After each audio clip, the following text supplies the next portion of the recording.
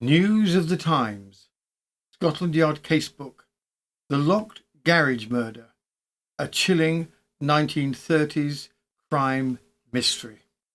Welcome to News of the Times. Step into the shadowy world of 1930s England, where a seemingly simple dispute ends with a man dead, locked inside a garage, his rat-bitten body discovered 2 months after death. What followed was one of the most perplexing investigations in the Scotland Yard Casebook. In this chilling true crime episode, we unravel the strange case of Ernest Podmore, found dead in suspicious circumstances. Was it suicide, as some claimed, or a cleverly disguised murder? As Scotland Yard peeled back the layers of lies, fraud, and red herrings, a gripping courtroom drama unfolds, complete with false leads, criminal pasts, and a defendant fighting for his life. And in today's end of episode further particulars case, as Britain puzzled over locked garages and curious confessions, cinema goers in 1929 were tuning their ears to a new mystery, the arrival of talking pictures. While Scotland Yard investigated crime, Siemens and Phototone plotted to dethrone Hollywood. So, put the kettle on, silence your mobile gramophone, and settle in for a tale of murder, mystery, and mildly competitive film technology. Enjoy the show. As the cold months of 1929 rolled in, Southampton's Grove Street garage sat quietly closed. No movement, no sound, just a locked door and a steadily growing stack of unopened letters addressed to a man no one had seen in weeks. At first it raised no alarm, just another locked-up property during tough times. But when the door was finally forced open, the heavily decomposed, rat-nibbled body that lay behind it would draw the full attention of Scotland Yard. From the Daily Mirror, the 11th of January 1929, Scotland Yard called into a Southampton mystery, closed for 2 months, box full of letters addressed to Mr. Messiter. Scotland Yard, late last night, was rallied in to investigate a strange discovery at Southampton. On the floor of a garage in Grove Street, which had been locked up for about 2 months, the body of a middle-aged man fully clothed was found. Chief Inspector Prothero of Scotland Yard, with another officer, had gone to Southampton to investigate the mystery. The body found in the garage was that of a middle-aged man and was fully clothed, even to the gloves. The premises had been locked up for about 2 months, and when forcible entry was made, the body was found lying on the floor in an advanced state of decomposition. The letterbox was overflowing with letters addressed to Mr. Vivian Messiter, the Wolf's Head Oil Company, Grove Street, Southampton, the address of the garage. As detectives began piecing together the mystery, attention soon turned to a figure seen with Messiter shortly before his disappearance.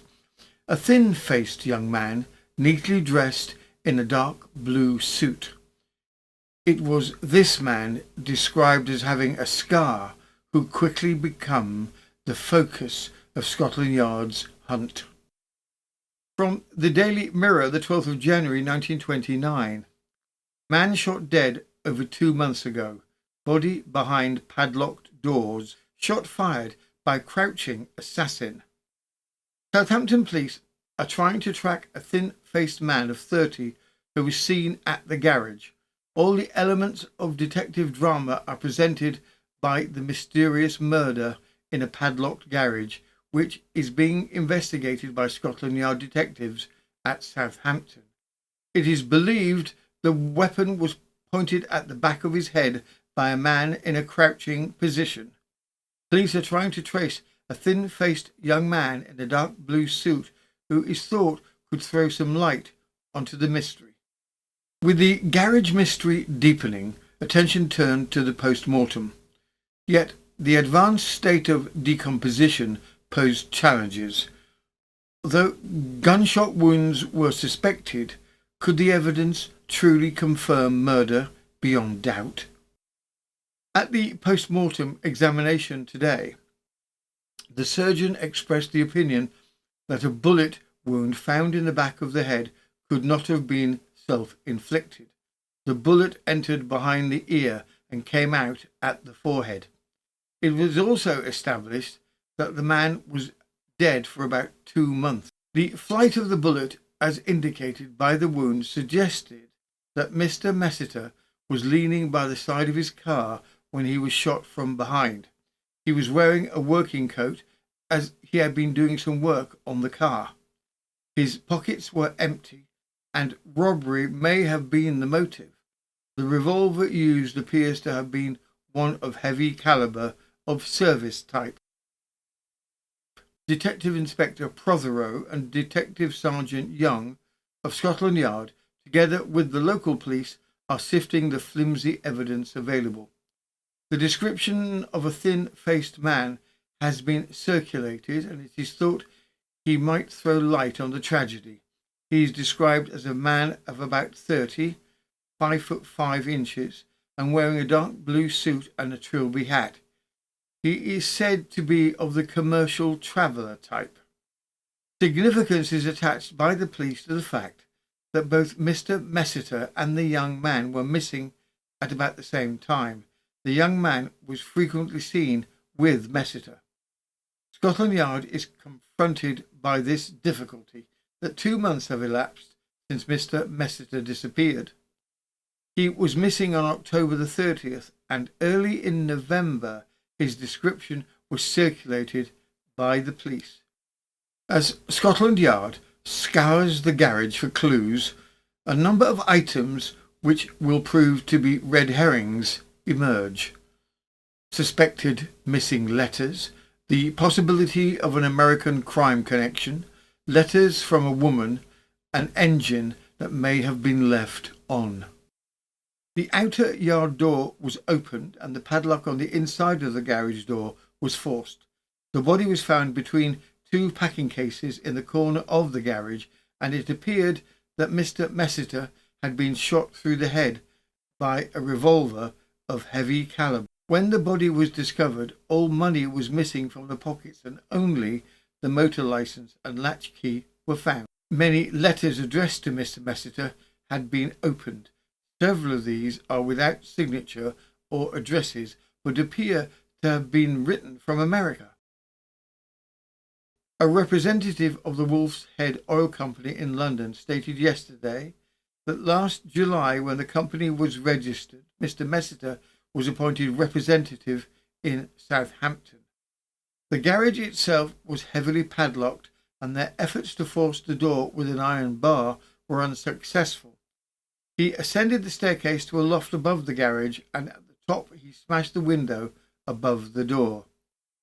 As the door was padlocked on the outside, it never occurred to him that the man could be inside the garage. Another strange discovery was that although the ignition of the car was on, the petrol tank was empty, which suggested that the engine might have been left running until the fuel was used up. As detectives pressed on, an unsuspected item emerged from the shadows of the garage. A hammer, stained and heavy, tucked away and somehow overlooked for days. Had Mr. Messiter been bludgeoned, shot, or both? More letters appear too, some believed to have been removed after the murder in a suspicious return visit. The once simple theory of a lone gunman was beginning to be questioned, and with the stakes rising, Scotland Yard called in their most formidable forensic mind, Sir Bernard Spilsbury. From the Daily Mirror, the 14th of January 1929. Stolen letters in the garage murder. Belief that Mr. Messiter was robbed by a second person after death. Scotland Yard detectives investigating the Southampton garage murder mystery, one of the most baffling of recent years, were last night working on a new theory. The suggestion is that after Mr. Vivian Messiter had been murdered, someone entered the garage and removed some letters from his pockets in order apparently that their contents should not be disclosed. 6 more letters written by a woman were found yesterday. In the garage, detectives found a £3 hammer with stains on it. The possibility that the hammer was used in the crime is not ruled out. Although Scotland Yard is satisfied that Mr. Messiter was shot in his garage, they have not yet found the bullet that killed him, nor have they found the revolver which Mr. Messiter was known to possess. Hammer discovery. A remarkable feature is that although the body was discovered on Thursday, it was not until today that the detectives found in the garage a hammer which bore stains. The discovery of the hammer in the garage has led to 2 further pathological examinations, and the possibility that the murder was caused by this hammer is not ruled out by the police. From the Daily Mirror, the 15th of January 1929. Sir Bernard Spilsbury to be at Southampton today. Sir Bernard Spilsbury, the pathologist, has been called in and is expected to arrive at Southampton today. The greatest importance is attached to the medical examination which he will make. It is believed that he will also examine the hammer found in the garage, and his decision on the nature of the stains on the hammer will largely influence future investigations. Mr. Messiter is expected to be buried at his family home in Somerset on Friday. It is not yet clear whether Mr. Messiter was killed with a revolver, with a hammer, or whether he was stunned and then shot. It is in deciding this that Sir Bernard Spilsbury's investigation will be of the greatest value. Scotland Yard are testing the theory that the murderer returned to the garage in Grove Street after the murder. It is suggested that the murderer, realizing that many weeks had elapsed since the crime was committed, took the risk of returning to the garage to remove certain letters. As Spilsbury examined the hammer and unraveled the possibilities of a bullet or blunt force, Scotland Yard pivoted to a new line of inquiry, one with a face, a name and a scar. The mysterious man last seen with Messiter was now identified as William Frank Thomas, and he wasn't alone. Travelling with a woman known only as Lil, Thomas became the focus of an intense manhunt. A full description was circulated across Britain, and soon their quiet stay in a Wiltshire village would be uncovered. From the Daily Mirror, the 17th of January 1929. Dramatic turn in garage crime. Police anxious to speak to a man and woman. Scar as a clue. The odd description of traveller and companion. There was a dramatic development last night in the Southampton garage murder mystery. Scotland Yard issuing the description of a man and a woman whom they wish to interview. The statement mentioned that Mr. Vivian Messiter was found dead in the garage with 4 distinct wounds in the head.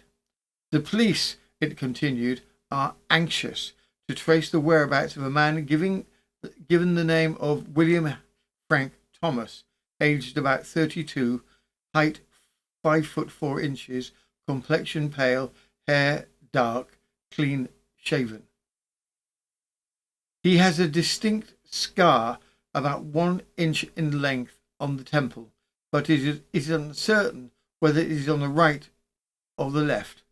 He described himself sometimes as a traveller, a motor mechanic or motor driver. The man resided at number 5 Cranberry Avenue, Southampton, from about October the 20th to November the 3rd in 1928, with a woman aged about 30, 5'3", complexion pale, hair golden, believed to be dyed. She was dressed in a fawn coat, the collar and cuffs and bottoms of the coat being trimmed with light fur, a sleeveless tea-green dress and a small grey hat. These persons went to reside at Downton in Wiltshire on or about November the 3rd or 4th in 1928, leaving there on December the 22nd, during which time Thomas was employed at Mitchell's sawmills in Lode Hill, Downton. Traced to the possession of the woman was a monogrammed L.H. She was known as Lil and spoke with a North Country accent, was said to have worked in a pottery. A facsimile of the man's handwriting is being published. Members of the flying squad visited various parts of London last night, but without result. Scotland Yard are following a new line of investigation in the West End of London. Inquiries made in Wiltshire tonight shows that the couple referred to in Scotland Yard's statement lodged in Downton Village, where they were known as Mr. and Mrs. Thomas. The man worked in the sawmills owned by Messrs. Mitchell and Sons, contractors and builders merchants. What followed was a media and police frenzy. The scarred man and his striking golden-haired companion, known simply as Lil, were suddenly everywhere, or so it seemed. National papers ran their descriptions with breathless urgency. Sightings came in from all corners of England. A man matching Thomas's description boarding a train in Goole. A glamorous woman in a tea-green dress seemed dining alone in a boarding house in Bath. Scotland Yard, supported by provincial forces and the flying squad, chased leads across London, Wiltshire and Yorkshire, even ports bound for Brussels. The man with the scar had become a national obsession, and Lil, with her fur-trimmed coat and mysterious smile, only deepened the intrigue. From the Daily Mirror, the 18th of January 1929, garage crime search spreads. Scarred man reported seen in Goole. Burglary query. Police inquiries in 2 areas of London. Police throughout the country are searching for William Frank Thomas, the man with the scar on his temple. He was reported yesterday to have been seen in Goole, and search was also made in London. They wish to interview him and his pretty, golden-haired companion, who is known as Lil, in connection with the murder of Mr. Vivian Messiter in a garage at Southampton, for they believed that the couple's evidence might be of value.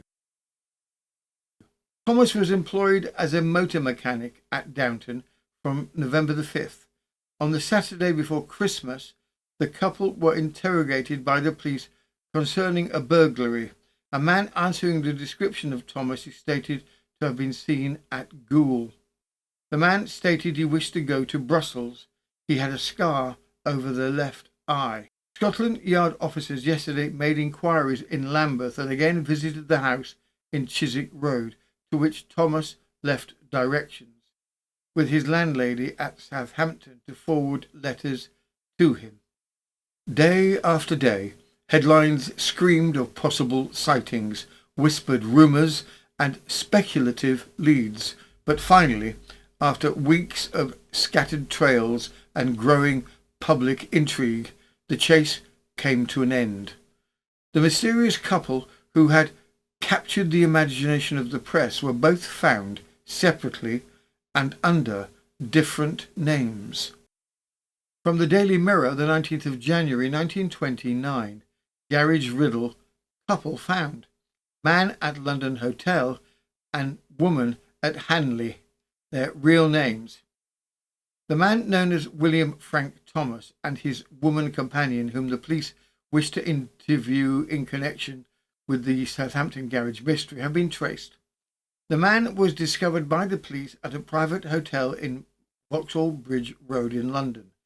South West police officers called in at an early hour yesterday when he was still in bed. He accompanied the officers to Scotland Yard and was afterwards taken by car to Southampton, where he was interviewed by Chief Inspector Prothero of Scotland Yard, who is in charge of the investigations into the murder of Mr. Messiter in the garage. The golden-haired woman known as Lil, whose description was circulated with that of Thomas, was traced to Hanley in Staffordshire.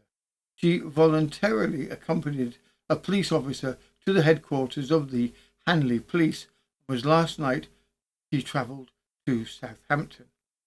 From Lily Hambledon's testimony, it quickly became clear that, despite her early association with Podmore, she had no direct connection to the murder itself.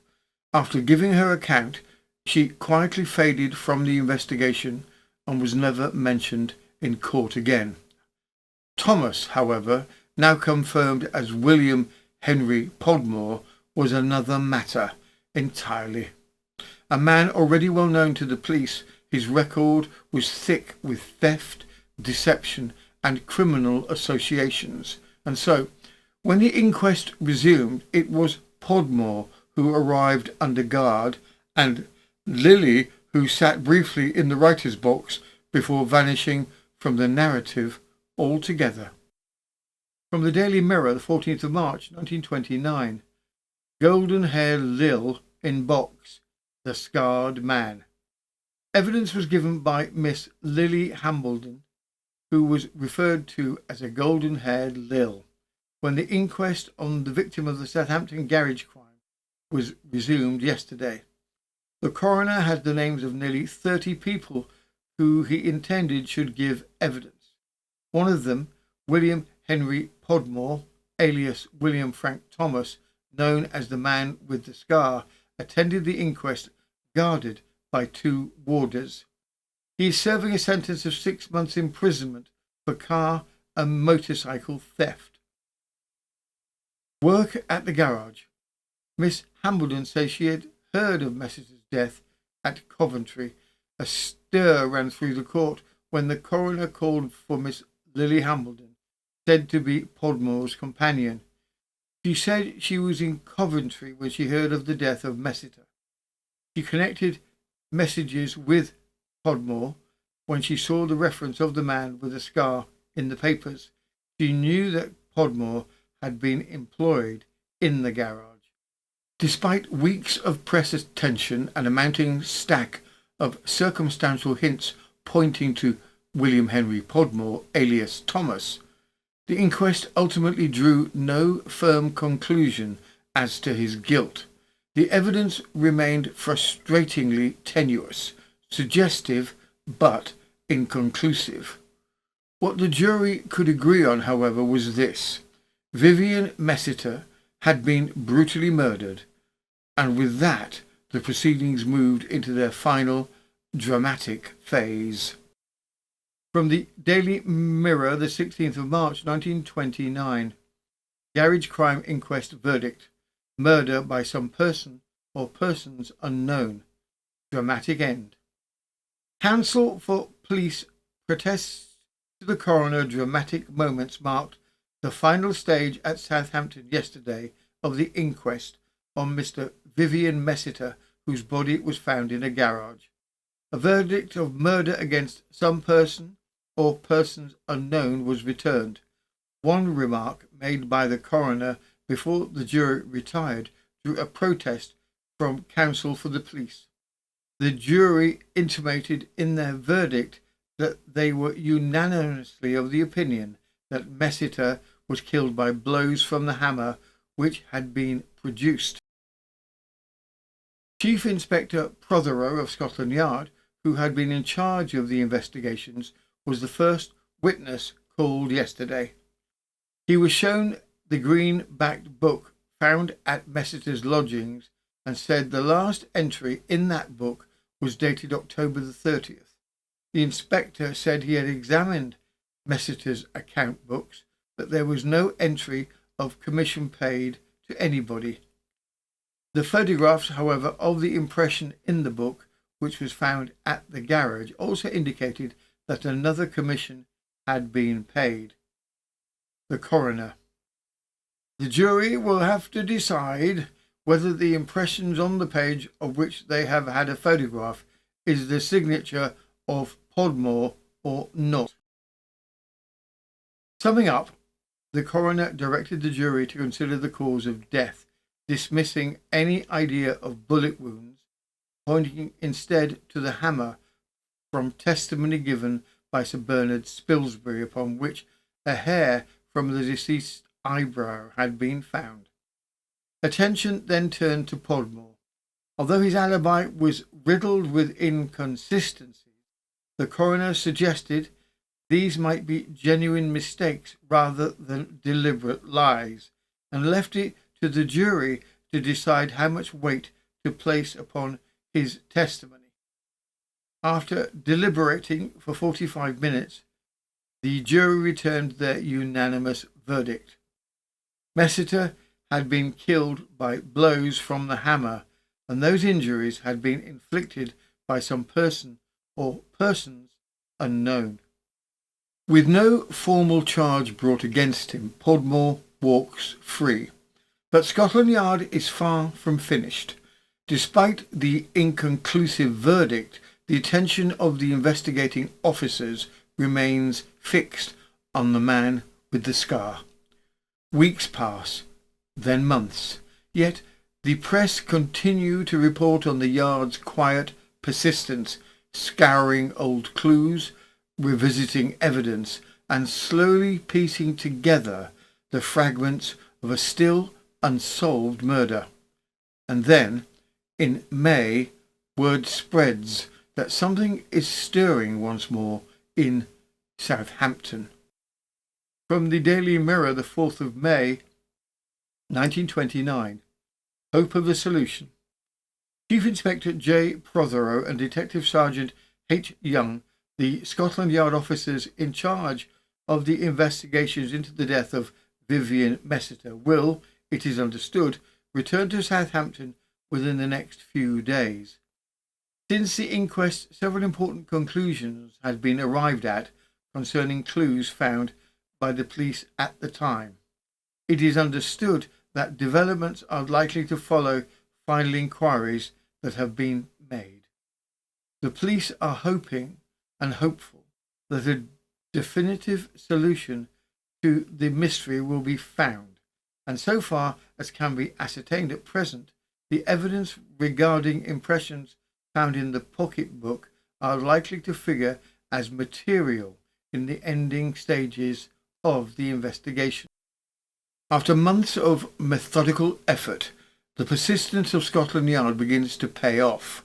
What was once a puzzle of red herrings and missing pieces is now a tightly woven web of evidence, painstakingly assembled and pointing squarely at William Henry Podmore. And so, more than a year after the body of Mr. Vivian Messiter was discovered in that locked Southampton garage, Podmore finally stands before the court.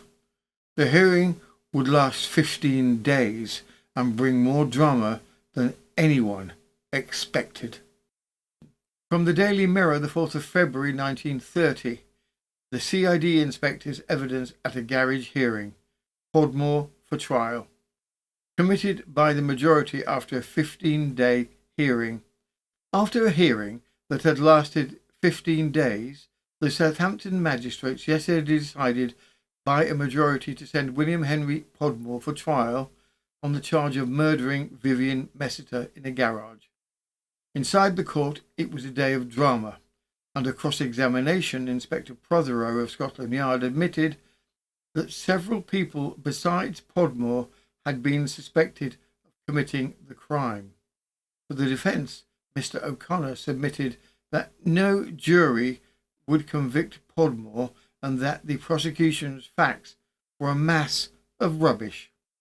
The trial of William Henry Podmore, alias Thomas, opened with all the weight of a meticulously prepared prosecution case, built not on a single smoking gun, but on a slow, methodical accumulation of damning details. Among the first revelations, Podmore had borrowed a hammer, never returned, that matched the weapon used in the brutal killing of Vivian Messiter.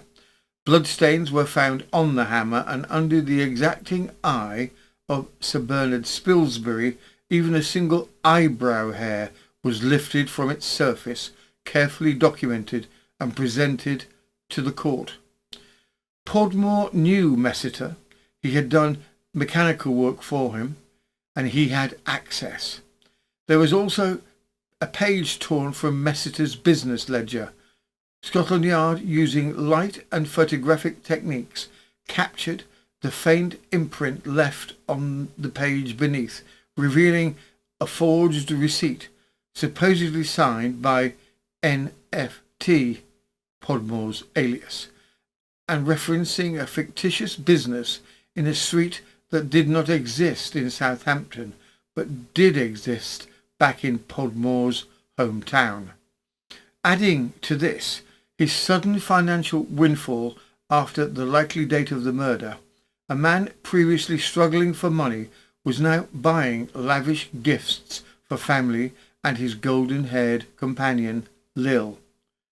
Then came the swift departure, just as the newspapers lit up with a word of the investigation. Individually, each detail might seem minor, but together, the Crown argued, they formed a compelling portrait of a man with motive, opportunity, and a clear attempt to cover his tracks. The court was bracing for weeks of testimony and more than 50 witnesses. But for the opening statements, it was clear Scotland Yard believed that they had their man. From the Daily Mirror, the 4th of March 1930, Crown case in Podmore trial. 50 witnesses. Winchester Assize Court was crowded yesterday when the Crown case in the Southampton garage crime trial opened before the Lord Chief Justice. William Henry Podmore, 29, pleaded not guilty to the murder on October the 30th in 1928 of his employer, Mr. Vivian Messiter, whose body was found in the garage 10 weeks later. A wooden model of the garage was exhibited in court. 50 witnesses are to be called, and the trial is expected to last several days. Sir Thomas Inskipp, KC, for the Crown, told the jury, "I shall call only circumstantial evidence before you, but circumstantial evidence may lead to a conclusion as clear as evidence of a direct eye of a witness of the crime." Camera clue.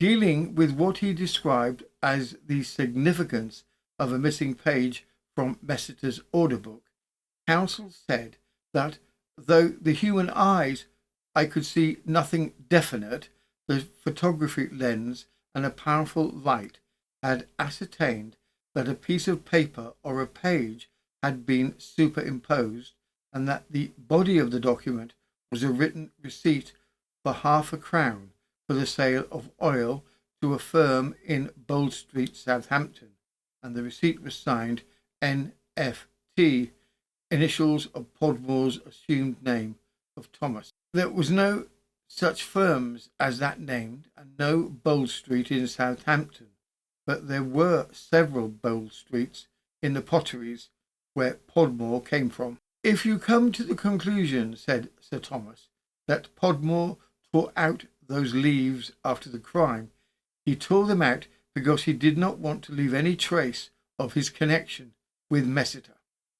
Dealing with Podmore's statement to the police, Sir Thomas said it converged towards one point, that Podmore was the one person who knew all about the last moments of Messiter's life. With the prosecution's intricate web of circumstantial evidence laid bare, the moment came for William Henry Podmore to face the jury himself in what would be a pivotal chapter of the trial. He took the stand in his own defence and man fighting not only for his freedom, but for his life. Podmore's testimony would span over 4 hours. He offered an account of his movements on the day of the murder, his relationship with Messiter, and the series of decisions that led to his sudden disappearance. He admitted to some wrongdoing, petty thefts, the use of a false name, but denied emphatically any role in Messiter's death. No other defence witness was called. The weight of Podmore's fate rested on his words alone. As the courtroom leaned in, waiting for the final verdict to unfold. From the Daily Mirror, the 7th of March 1930. Podmore's own story at trial.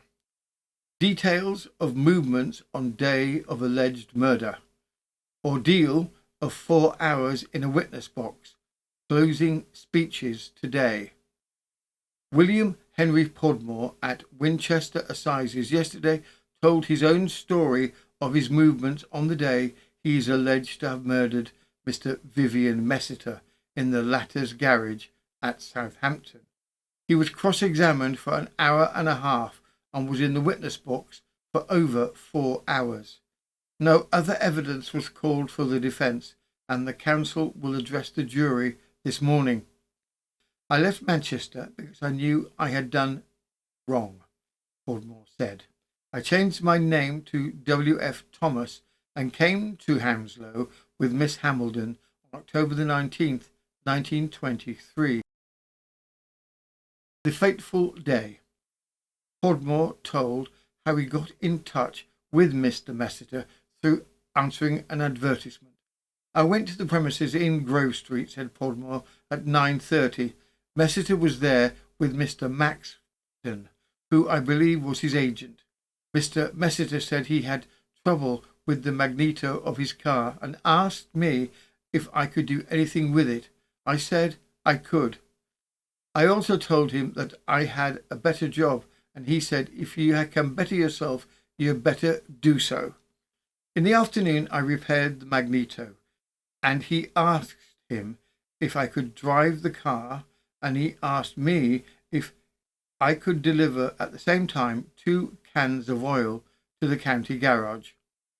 Messiter and Maxton left, and I went to Cranberry Avenue, where I had dinner. I went back to Grove Street to get the car, and I took Miss Hambledon, and we proceeded on the Southampton road looking for the county garage, when I saw a signpost which said to Downton. Continuing, Podmore said he got to Downton, where he saw Mr. Mitchell, whom he had previously seen about a job, and he told him he'd almost finished with his present job. And after that he went to Salisbury, where he had tea, and then proceeded back on the Southampton road to look for the county garage. Dramatic moment. Podmore said he stole some money from Mr. Mitchell and cleared off to London. Then came one of the most dramatic moments of the hearing. Mr. Duparc, K.C., Podmore's counsel, leaned forward and asked in a slow, deliberate manner, "Did you kill Vivian Messiter?" "I did not," replied Podmore. "I had nothing to do with it. I do not know anything about it." He did not borrow the hammer from Mr. Marsh and had never seen it before.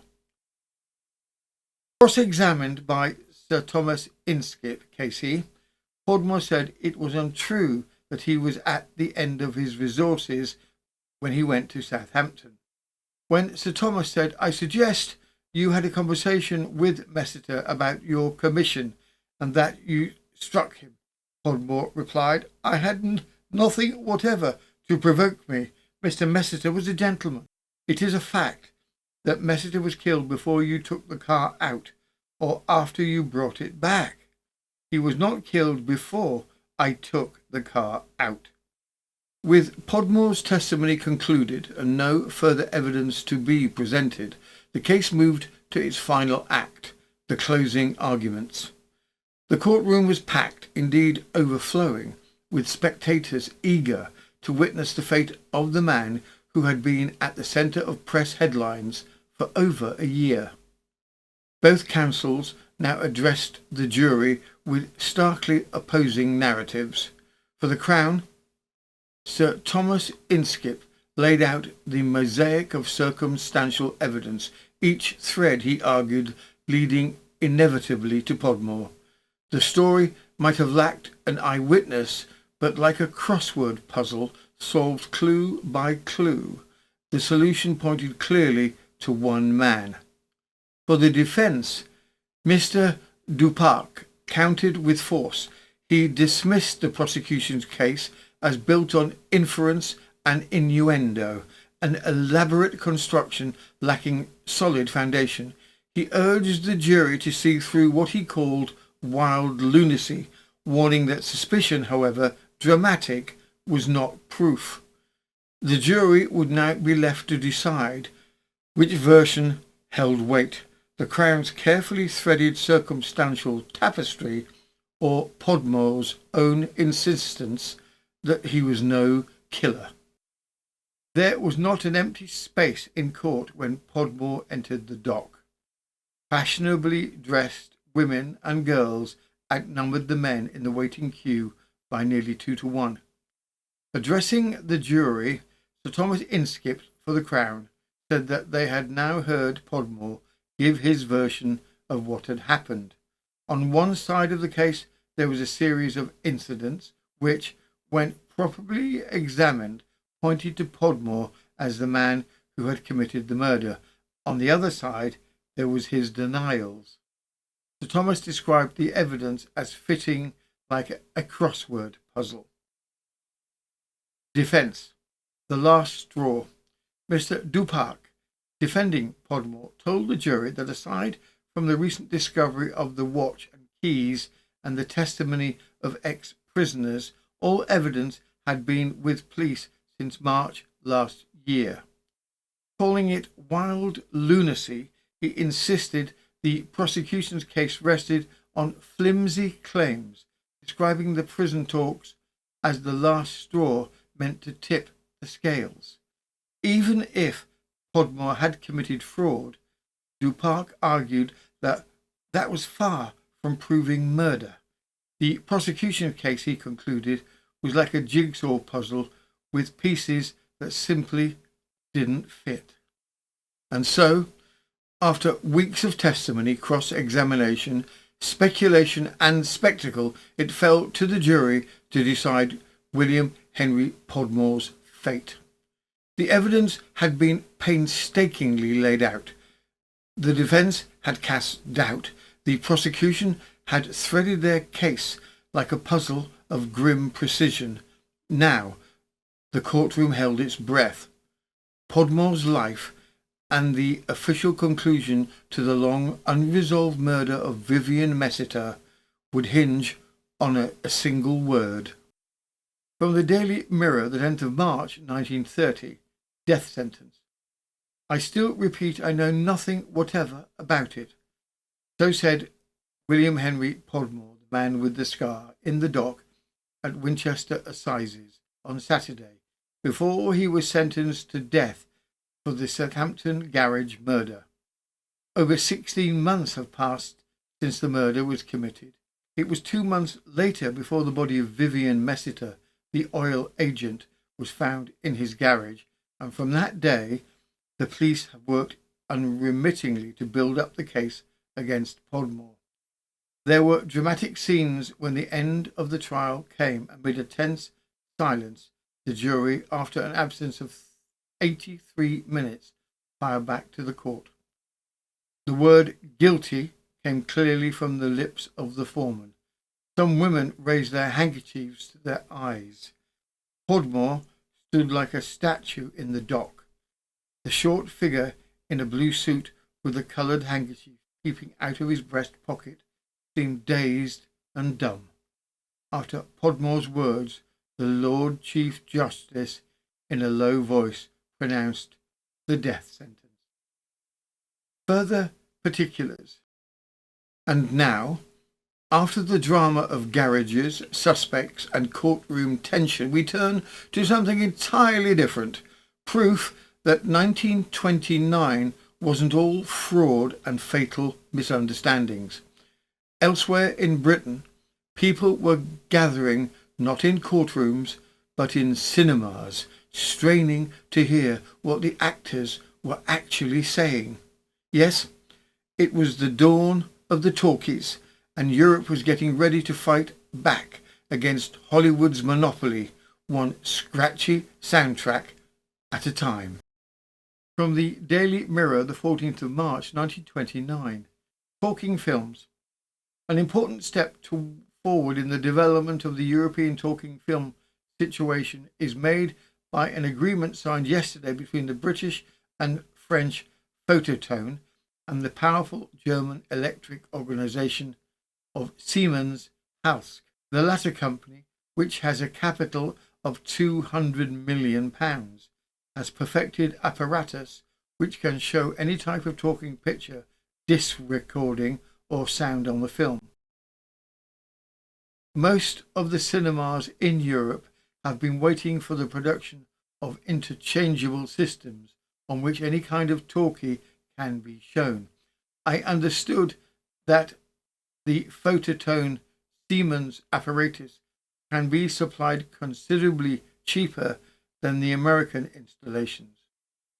British and French Photostone will commence production of a further extensive series of talking films at their London studios almost immediately. Mr. Dudley Bott, one of the directors, told me the Siemens people, through their subsidiary company, will also go in for production of sound and talking pictures. A supply of good quality film will thus be assured for large and small cinemas.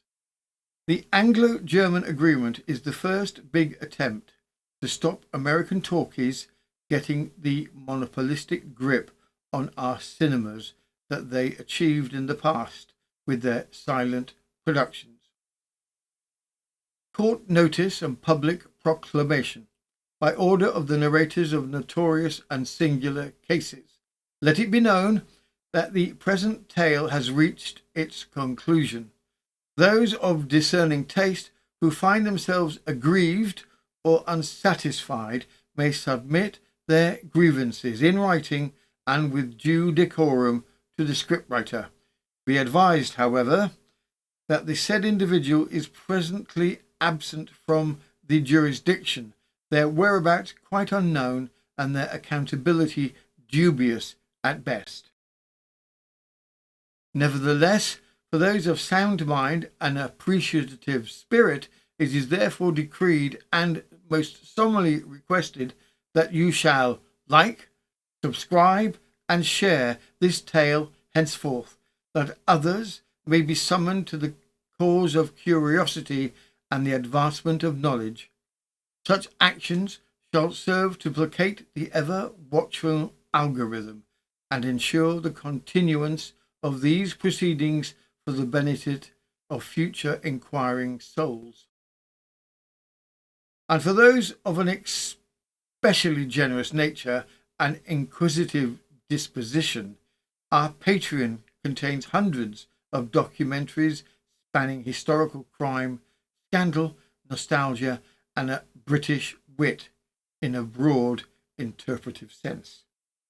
You shall find us there. The link is in the description. This has been News of the Times, and I am Robin Coles, certified tea leaf reader for the Metropolitan Constabulary and the chair of the Committee of Preventing Unseemly Elbow Behaviour on Public Omnibuses.